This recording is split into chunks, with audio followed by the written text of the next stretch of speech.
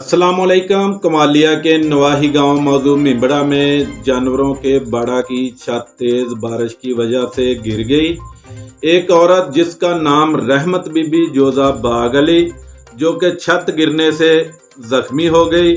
मजीद जानते हैं इस रिपोर्ट। कमालिया के नवाही गांव मौजू मिंबड़ा में जानवरों के बाड़ा की छत तेज बारिश की वजह से गिर गई।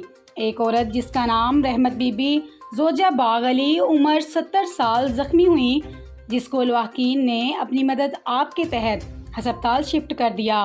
इसके अलावा छत गिरने से कई जानवर भी मौके पर हलाक हो गए।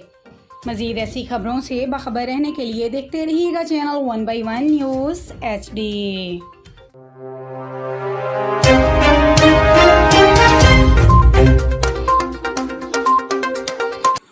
यूट्यूब पर हमारे चैनल को लाइक करें, शेयर करें और सब्सक्राइब करें और घंटी का निशान दबाना ना भूलिएगा ताकि आने वाली हर नई वीडियो आपको मौसूल हो सके।